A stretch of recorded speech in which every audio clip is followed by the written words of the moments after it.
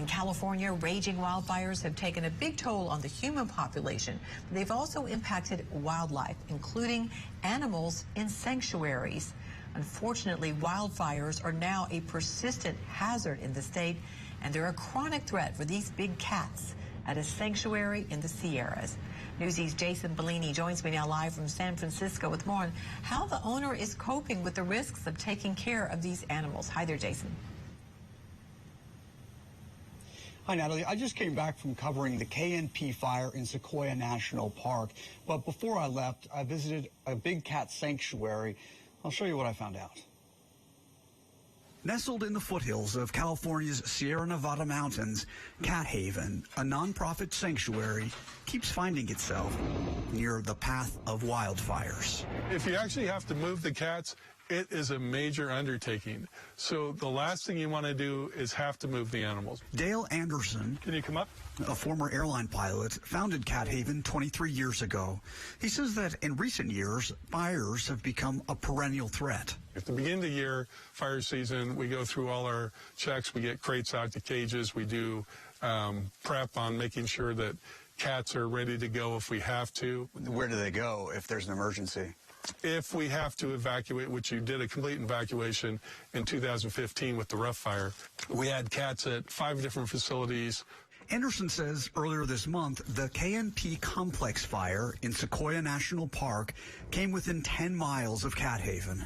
What about this fire? How has that affected things here? This fire was one of those fires where we were getting prepped and ready to go. We started getting drugs together because if you're talking you have to knock down 25 big cats. And knockdown, when I'm talking knockdown, means you have to anesthetize 25 big cats. Which you have to do before you can transport them? We have to do it to be able to get them in crates sometimes because when things get going and fires happen, cats don't always want to do what they're trained to do sometimes. They're trained to get into the travel crate themselves. That trains them to go into the crate, so if we have a fire, we can get in the crate a lot easier if they're hungry and they want their food, and then it's not a stressful thing for the cat. What about the smoke? Is that a factor for you guys? I mean, maybe long-term we're going to have some smoke-related issues that might come up. We watch for that kind of thing. Most of them go inside in their dens and just rest. They don't, they're out running around doing things.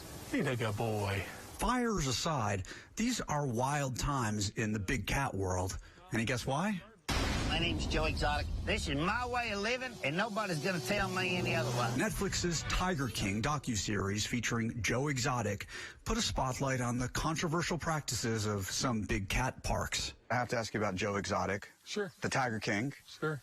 Do you know him? I know Joe. Yeah, I know Joe. I've known Joe for quite a while. In fact, one of my cats came from Joe. One of your cats came from Joe? Yeah.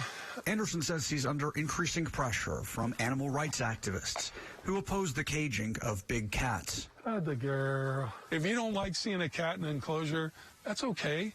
Don't come here. Don't do this.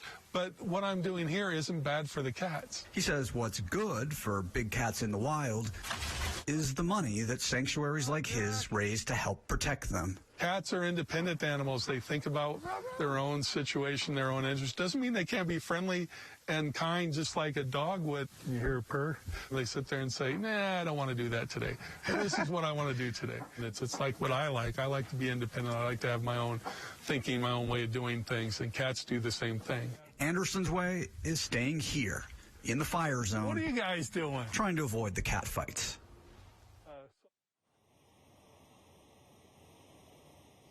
Cat fights. Well, the big problem for him is just getting through one season after the next when the fires keep encroaching. It's also keeping a lot of visitors away who would otherwise be going there. The park's been closed now for close to a month. It's not clear when people will be returning. Natalie? Right, because you say this fire season's not just a few months. It's kind of ongoing. That's affecting a lot of different businesses for sure. Jason Bellini, we really appreciate that report from San Francisco for us. See you soon.